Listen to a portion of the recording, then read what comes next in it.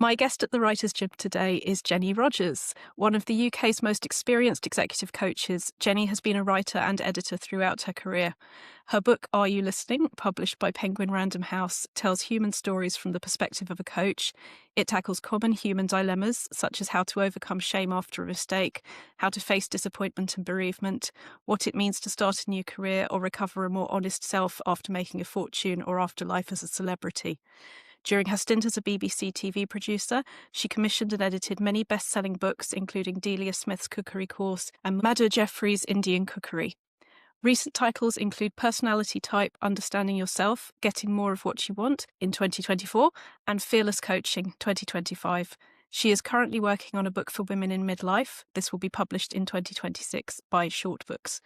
Her books range from Coaching for Health, co-written with Dr Arti Maini, to titles on how to be an excellent facilitator, how to cook and eat healthily, how to navigate career crises, and how to be a successful coach, with a fifth edition published in 2024 of the book many now regard worldwide as the Bible of Coaching, Coaching Skills, the Definitive Guide to Being a Coach.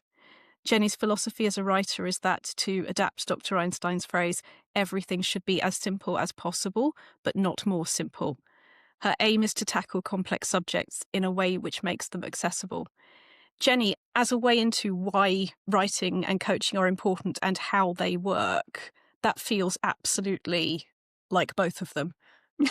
Yeah, I think it is.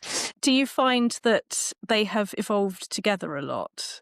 Yes, I think even in my life as a TV producer, I was gambling on the idea that something that interested me was likely to interest other people. Looking back, I think, how on earth did I ever have the cheek to do that? But I did.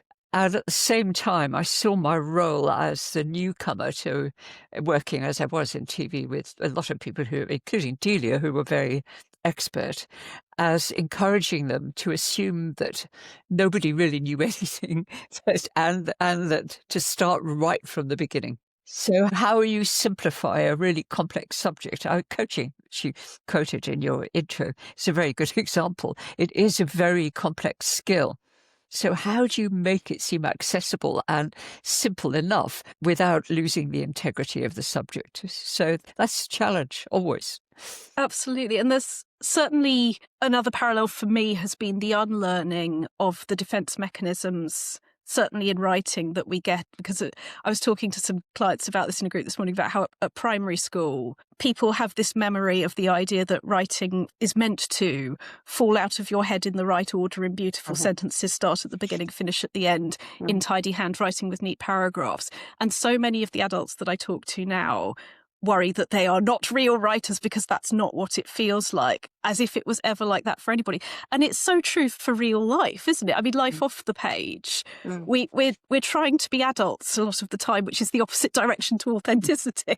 Well, you're so right. I completely agree with that idea about it doesn't come as a perfect paragraph the very first time you do it. And I think this is where word processing has been so helpful. I think it's a fantastic idea. Just start writing. Don't worry about whether it's perfect, whether it reads well. You can go back to it later. You can cut and paste. You can make endless alterations. You can go on doing that right up until the moment when you press send to the publisher. And it's amazing to be able to do that. It is, absolutely. I mean, it's so funny, isn't it? Even as we as coaches talk about that sense of, am I allowed to say that? I get that with terminology, sometimes it's absolutely accurate. But I suppose what's so important about this, and why I actually started the Writers' Gym, is that for every writer at some level, it's that, is it all right that I do it like this? Is another writer doing it like that? And I think the journey for most of us is finding what works with us and the fact that that is okay. Tell me a bit about, I mean, we'll go all over the place, but starting with writing, what sort of supports and motivates you? Are you a sort of a ritual time of day person, or what's it like for you? Well, no, I'm not a ritual. I'm not one of those people who gets up at 6:30 and says, right, I'm closing the door. I pick up my mouse and I start writing, and nobody must disturb me for another 3 hours. No, definitely not. But I would say I am, as I've got more experience as a writer, I have understood it's a compulsion really for me. And I don't know about the work you do with people who want to be writers, but I think if you don't really have that compulsion, which can take endless forms, it's going to be very, very much harder. When I look back at my history as a writer, I can see that I have always had that itch to write. And in fact, one of my earliest actual explicit memories, my mum taught me to read and write before I actually went to school. So I was a bit of a precocious reader and writer. So I could only just have learnt to write. I think certainly I wasn't at school. And I had written a story, probably heavily plagiarized. I remember it was about a mouse, so it was probably based on something that I'd been read to. And I had written this story, and I can see now these jagged pages that I'd cut up. And I handed them to my mother, saying, "Make this a book for me." So she was a very expert needlewoman. And she probably took this in her stride. I'd probably already clumsily folded it over. And she very nicely stitched it up in the middle for me. So that was my first book. And I just couldn't stop, really. I think even as a teenager, I was offering to edit the school magazine. I went to university. Immediately is where I met my late husband, writing for the student newspaper. Later, I edited the university magazine. I did a postgrad thing at Oxford, and there was a magazine called Oxford Opinion, and I don't think, how did I ever have the nerve to do this? But somehow I made myself the editor, probably because nobody else wanted to do it. And it just went on from there. And if I'm not writing, it's as bad as this, actually, Rachel. If I'm not writing, I'm not happy. Yeah. And as good as this. Yeah. It's part of who we are. Yeah, that's right. It is. It's an ingredient. Yes. So I think, although I don't have any set routine, if I'm, as I am now, in the middle of the book you mentioned, it's past the first draft stage, and I'd like to talk about working with my editor, actually. It does mean that I'm thinking about this book all the time. So what I'm doing is running to my desk, which is where I'm sitting talking to you now. And I could just do maybe a few paragraphs or work for hours with no interruption. It just becomes a process that has its own momentum. I'm interested to hear you say about the compulsion and having to have it. And I categorically agree both about the needing it and the not having. I hate the phrase "don't have a choice" because we always have a choice, but not having a choice, it is an ingredient. But in terms of, you mentioned the people that I'm working with a lot of the time, some are published authors looking at going into another area, or some are writing curious for the first time. But the reason I started all of this was me as an MA student, PhD student, looking around me, seeing all of these people who loved writing or having written. But everyone would arrive at these sessions with what I now talk about as the inspiration addiction, the idea that we're going to come in and this is going to happen as a result of being in this room.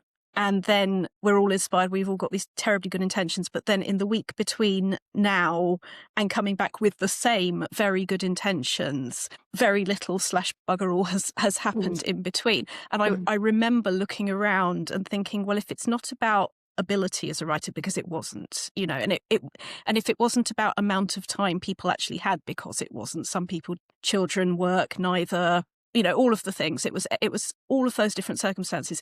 The same process was going on, and that was me thinking it needs to be like the physical gym, in that if we find healthy habits that we bring into our lives, it does improve. Because I think it is about creating the thing that you need to see in the world, isn't it? Because I was one of those people who, my personal life was quite difficult at this point. I was thinking about it, and the writing could have gone down the plug hole as part of the survival mechanism where you're constantly on high alert.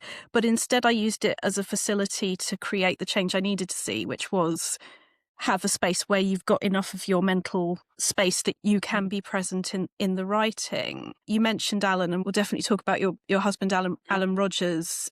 who my favourite of your books, and I've mentioned this to you, is Are You Listening? And that's dedicated to him, and that we see through the stories of you working with these different clients. The memoir aspect is very beautifully present, as in it's what's going on for the client, it's what's going on for the coach. Both are evolving on their own terms, but also the relationship is evolving. And you very generously, and I think something else about the quote that we came in with, the simplicity of it, because it's such huge stuff, but saying clearly, this was going on for me, it was vast, and I needed enough of my mind to be able to show up for my client and for the writing in this situation, but this is going on as well. I mean, I'm not really phrasing this as a question, am I? But I think that balance of life and art, getting them to feed each other, it's an important thing, isn't it? Finding how... It is. And my other motivation for writing that book was, well, there were several, but one was to challenge the myth that, as you know, some coaches claim that coaching is always successful and that you, as a coach, you have some magical power and that nothing ever goes wrong.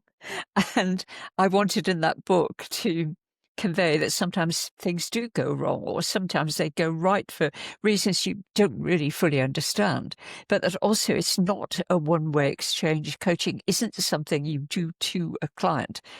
And as you've seen in that particular book, I wanted to show how often a client does something for us, even if that isn't really what they intend, and they may never know that that's what they've done. That it's always a two-way exchange. You're not like, Freud talked about being the blank mirror, and the couch in his consulting room, which I have seen with awe, where you didn't do eye contact with the client. The coaching is, as you know, not at all like that. It's quite an intense relationship while the coaching is going on. So I wanted to convey some of that and to write honestly about my own experience. And as you say, sometimes the difficulty of carrying on doing it when your personal life is in shreds and you're dealing with bereavement or goodness knows what, and how you carry on. And the writing space becomes this, it would sound trite on its own, but part of what it becomes is a sanctuary, that it is a place where you have the time and space, if you arrive with it, to explore what needs exploring. And for me, it does feel like an important parallel with coaching, that the book that I'm sort of working on at the moment is the phrase that I say in workshops a lot is think on the page. Allowing yourself to be not quite in control of what is going on, to not do it all up here in your head, but to allow a process, which is exactly what, as a coach, you're creating with the client. I think that's exactly right. And I think if people are feeling that hang up about their writing, as you describe, one way around it is just to say, well, look, don't do any formal writing. Just write a journal. It doesn't matter.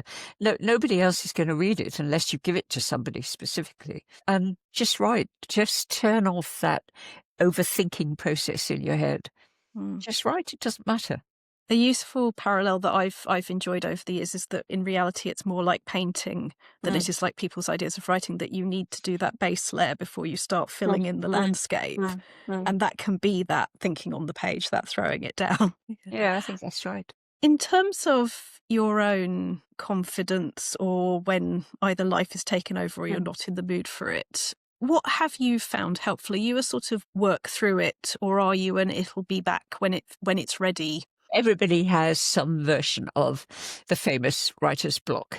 And for me, I think it can afflict me when I'm in this book I'm currently writing.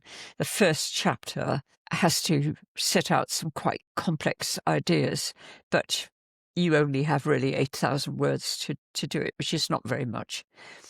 And to use that as an example, a few months ago, I was really, really stuck with this. And I kept thinking, I really should write this deadline. I didn't actually have an official deadline, but I'd given myself one. I really should deal with this.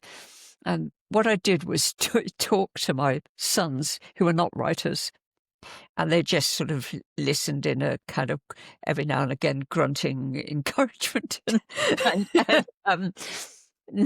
Not really. I mean, they know advice doesn't work, but more or less just say, "Oh, Mum, it'd be fine. No, you've done this before." I thought, yeah, okay, I have. And I was emailing one of my clients, and she's somebody who likes to download a lot of stuff. I'm actually her coaching supervisor, but she likes to download a lot of stuff before our sessions. And in replying, I said, and by the way, I'm really stuck on this. And it was a subject that she and I have discussed a lot. I said, when you're explaining this to a client, what do you say? And she very nicely, she sent me 2 or 3 paragraphs saying, I know you won't use this, but you can improve on this, I'm sure. And it really did help. So that was one thing. But my favourite technique, actually, I live in North London, and there's wonderful little area of it. How to describe it, really? It's called the New River Path. And it's the path of a brilliant piece of early 17th century engineering, which brought clean water from Hertford to London. And now it's really like a sort of mini nature reserve. It's only about 10 minutes from where I live. So my fail-safe is I take myself out, whether I feel like it or not, and I walk along the New River Path. And what I find is that a paragraph kind of forms in my head. And then I rush home to write it down before I forget it or before the moment goes. That is probably never what appears in the final version, but it gets through that block. Can I ask you about the going home to write it down? Because the thing that drives me mad, and this may be dyspraxia or it may be personality, I don't know, but what would drive me absolutely bonkers is I wouldn't enjoy the walk home if I was still carrying. I'd need to do it at the time. Or do you just have a better short-term memory than me? What's going on there? No idea. Honestly, no idea. But you find that it's still there when you arrive. Yes. Well, if it's actually 50 miles this whole part, but to reassure you, I'm not walking 50 miles. But I might get quite a long way along it, so I'm quite a long way from home. So in that case, what I might do is stop off at some coffee place. So I do always have an actual notebook and pen with me. So sometimes while I'm having the caffeine infusion, I might just write down the bare bones of that, so that I capture it in that moment. So yeah, it could work either way, really. And it's cumulative, isn't it? That the more you get into the habit of those things, the more the brain probably does know how to carry and know when to stop and write down. I think that's right. Trust it. It. Again, as you were saying earlier, it doesn't mean it's how it's going to be in its final, wonderfully edited form, but it just gets through that thing. I know you haven't said this, but the thing that holds us back is that inner critic, isn't it? Oh, this isn't going to be good enough. Oh, this isn't clear. I can't do this. Oh, somebody else should write this better than I would. Forget it. Yeah. We have a drinking game, not with actual alcohol, but in the workshops, there's a swear box for I'm not really a writer, so and so is a real writer, or so and so would do this so much better than me, or this is probably rubbish. There is a swear box, but there's also a game I have called Excuses Bingo. It's a bit like the Animal bird spotting, where you do the time that the thought comes, and it's so refreshing when you realise that all the people whose books you love are handling those thoughts as well. Yeah, show me a writer who doesn't, and I'll show you a not very good writer. Oh, it's literally how I came to coaching, because I originally discovered coaching through Kim Morgan. I discovered vocabulary. Yeah, for what I was already doing in psychologies, and she's written 2 of my other top 5 books. And when I plucked up the courage to email her and say, would you be interested? I got this beautiful email back going, lovely to hear from you, Rachel. I'm not really a writer. So and so is a real writer. This is why I do what I do. So I emailed her back, and she's now writing author on the things that she. Yes. But it's so lovely to just bring up those examples, because it is important to know that just because one's own head is saying very convincingly, I'm rubbish, this is never going to work, it's got nothing to do with whether that's any truth at all.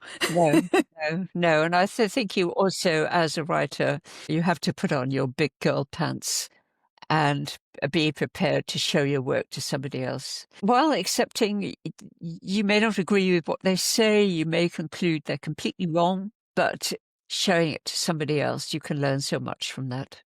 Absolutely. While I agree with that, an important devil's advocate, both of which I think might be true, the way I've seen a lot of memoirists, and I would obviously include Are You Listening as as memoir among the many other things it is. It's a way I've seen people shoot themselves in the foot with memoir in particular, is do a very small amount and then immediately go to somebody in their life for feedback and say, is this all right? Oh, right, yes. No. And the thing is that you won't even know why you're writing it yet. It will feel exposing if you don't know why the story is relevant to anything yet. No. I think there's an art in knowing when the right time is to show somebody what you've done. I would say it's never about asking permission. Yes, I just get out my flags to wave. Yes, finding how to give yourself permission. Do you have that conversation with yourself still? Are there times when that alarm goes off? Yes, yes, absolutely. In fact, maybe we could talk about working with a professional editor. Would that be appropriate to talk about that? Oh, absolutely. Please, yes. I would consider myself a very experienced writer, and I think I have learned over the years how to improve what I write.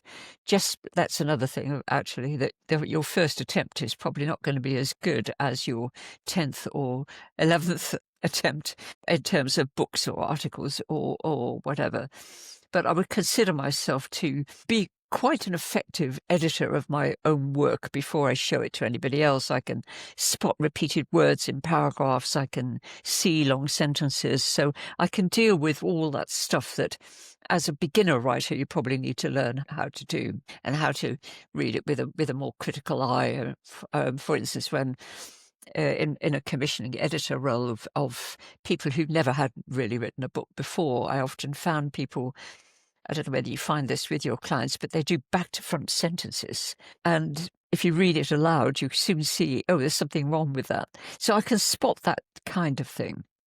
So when Short Books told me that they would invest in it, get this a real live, actual professional editor, I couldn't believe it.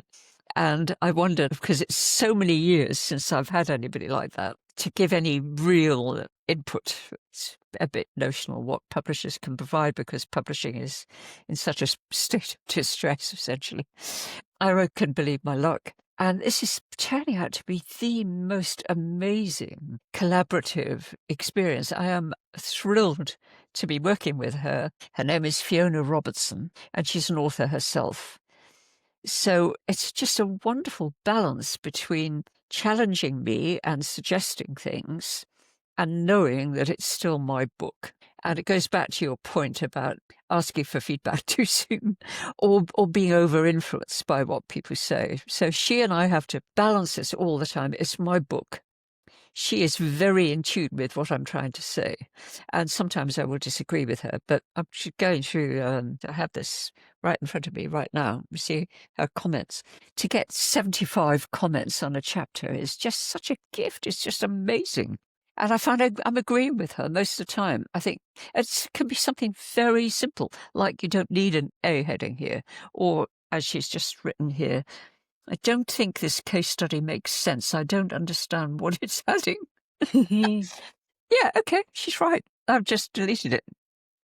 So it's just a wonderful partnership, and she is adding. It'll be a so much better book for her input.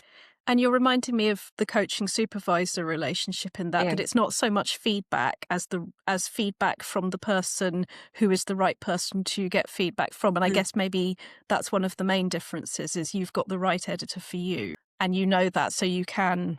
Yeah, well, I didn't know that at first. And I had to wait to hear what her comments would be. And she's very skilled, I think, at getting to understand what the book is about and getting to understand me. And it's just an absolute gift. I'm so privileged to have her, actually. I was talking to Joanne Harris a little while ago. One of the important things with that, I think, that Joanne brought up was it won't always be the right editor, and I'm delighted that this is. But this feels like such a good example of knowing what good editing feels like and what a good relationship feels like. And if something isn't working, we need to say that, and the right people are out there. I realise it's not always going to go that way, but. No, that's right. Well, I had many years ago, I co-wrote a book. It's so long ago, I'm not even sure I still have a copy of it. But the publisher did allocate the wrong editor. He took every personal observation, everything personal out of it. And as one person, we had to rise up to the publisher and say, this is completely wrong. And we reject this person's comments. She had completely missed the point of the book. Yeah, because that's what is brave and that's what is useful in the end, that we could give the facts until the cows come home. But it's the human reality and it's the relationship and the vulnerability that makes it meaningful, isn't it? Yeah, that's exactly right. Yes. And it makes you appreciate the right person when you're with as with any kind of relationship, having gone through one that wasn't right, knowing that Fiona is right. Yes. Well, and also to mention somebody we both know, Jamie Marshall, my agent. So I'd already sold the book to Penguin before I met Jamie, but I had the sense to realize that I did need an agent. And we met, and it was very quickly very clear that we could get on, and he's become a really good friend. But he also has an extremely good editorial sense. And he hasn't got the time to read in the detailed way that Fiona is doing, but he might look at one chapter and, again, give me very detailed notes on that, which gives me ideas about how the rest of the book might evolve. In fact, really, this whole current book was his idea, and I was very resistant to it at first, thinking, oh, no, I don't think I want to know, I'm not sure. Anything to say, no, I don't think so. And he just nagged me very skillfully. To the point where I began to believe that there was a book there and that probably I could write it. So I owe him a lot as well. So with these two people by my side, it's just wonderful.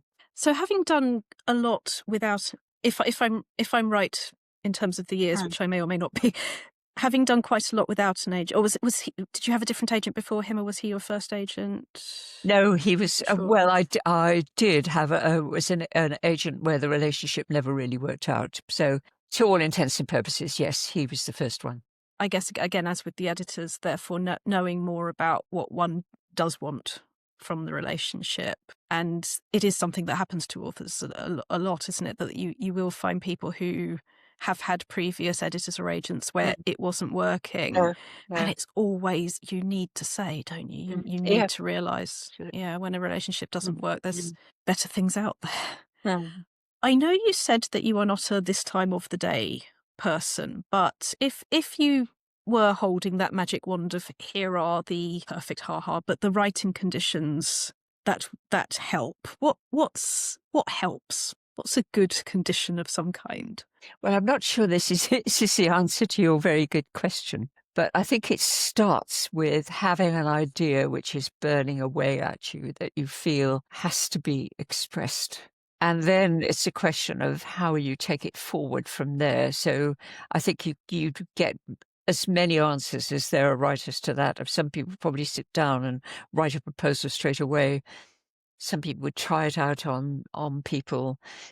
Some people might do a sample chapter and see whether there's anything in it. But I think it starts with that again, it goes back to the idea of compulsion and the attraction that the idea has for you. And that once that idea has taken hold, you want to express it. Then you want to express it. So then what do you do then? And I'm not sure. Well, what do you find that your writers do when you're coaching them? While I promise not to ignore that question, may I just grab something you mentioned there so I don't have a chance to let it swim away? There's the burning idea that arrives with you. But you've also mentioned where, for example, Jamie said, this is a good idea, and you said, oh, no, it isn't, and Jamie said, oh, yes, it is.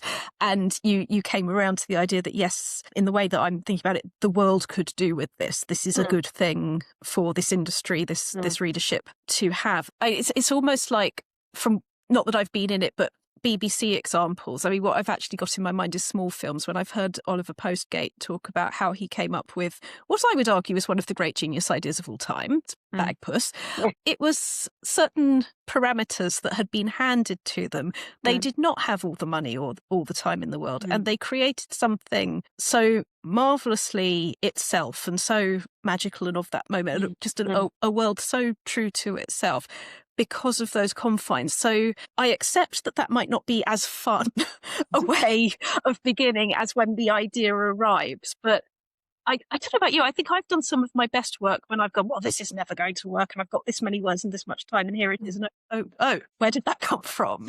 Is that fair? Is that something different? That's absolutely right. Sometimes I have been asked to write something or commissioned to write something, and I've been quite half-hearted about it. But then when I've thought about it and got into it, I've enjoyed it. And I think the circumstances where I would turn something down are that I don't feel any interest in it. I mean, for instance, I was asked by a friend if I would co-write a book with her, and she was really quite indignant when I said, look, I don't know enough about the subject. I think she thought initially it was that I didn't want to write with her. That wasn't an issue at all. I have several times collaborated with other writers, actually, on co-authored books. But it was that I didn't know enough about the subject. I didn't really care about it.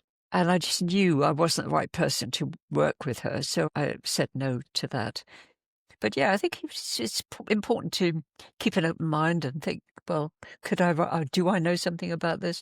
Could I be interested in it? Could I write it? And I mean, Jamie and I had many iterations of this idea before we came up with the one that worked. So if there's something in it, I think it's worth beavering away at it. And because I trusted him, I went along with it when inside I was thinking, oh, I'm not sure about this. But I got to the point where I was. And there's something around permission as well, I think. I don't know if this answers your question or if this is a slight tangent or both. But I mean, the thing that I'm working on at the moment, because I can feel the good girl syndrome, I can feel all of the is this all right and the overthinking that comes along with it. But I absolutely know this is something that I know will help the people that I want to write for. I've got the agreement with myself that we notice when we are overthinking, and we understand that that is what happens when anxiety, or when it happens because we care about it, and keep going. And I think that's maybe something for both categories, is just making sure that you are giving yourself permission to say what needs saying.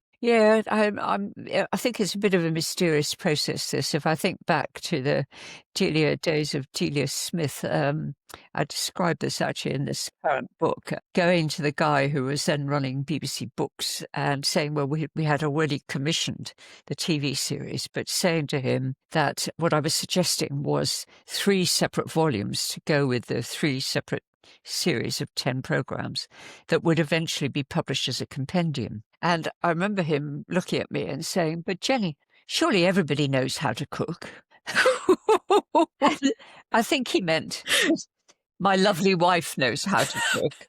Yeah, he talked a lot about my lovely wife, and I'm quite sure he didn't know a first thing about cooking. And because I'd commissioned other books that had actually sold well, very reluctantly agreed to print 50,000, which by today's terms is still a substantial number.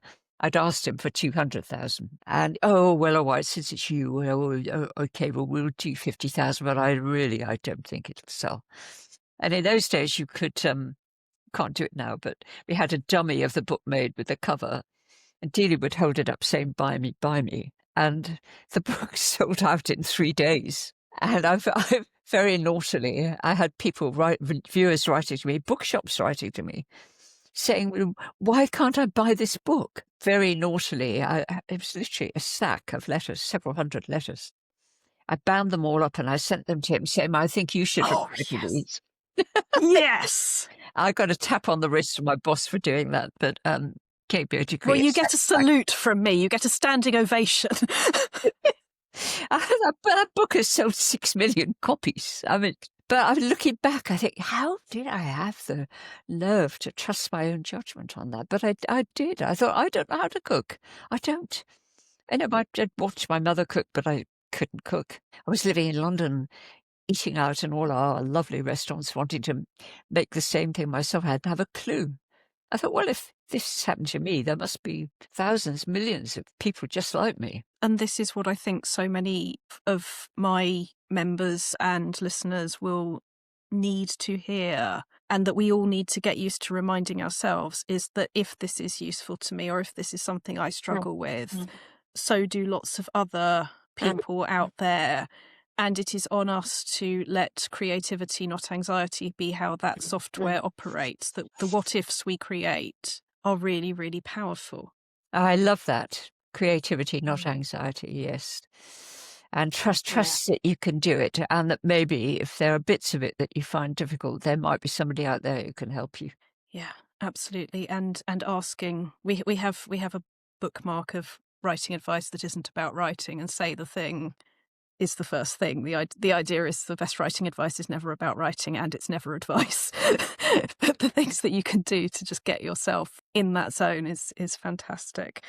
I have to say, just the wonderful sense of permission that I get from what you are saying, of show up for the things that need to be said, and binding those letters so that the people making the decisions who didn't know how to listen had to see that you were right. I really hope that we all go that route with it, because I think this may or may not be the answer to what you asked, but in terms of the people that I'm seeing, it is so much about permission, and it is so much about not waiting until you have enough time, enough confidence, enough, that will happen when. It's about the small authentic steps. Yes, well, just to add to that, I put myself on a creative writing course in France, probably 10 years ago, maybe. And just because I wanted to see what it would be like. And every morning we met it was about 6:30, and we sat outside, and the task was pick up a pen. We'd all been given a notebook and just write. You are not allowed to let your pen leave the page. Yes. It doesn't matter. You just write. You just write and write and write and write and write and write and write. That was very useful. And the second exercise was she had a range of postcards. She just handed them out randomly. And you had to write 2 paragraphs of what was going on in the postcard. And you had a very limited time to do it. So it was amazing what came out of that. It was very funny. And it was a very good illustration of turning off that censoring voice in your head. As always, the best advice is not advice, but hearing the advice that isn't advice, in that knowing that what is in here is looking for some way of coming out, and the prompts are those diving boards. That's exactly See where right. you go. Oh, it's been a pleasure and an honour, Jenny. Oh, thank you so much. Thank you. Thank you for asking me. I've loved talking to you. Jenny Rogers, thank you so much for joining the Writer's Gym. Okay. You're very welcome. Okay. Bye now.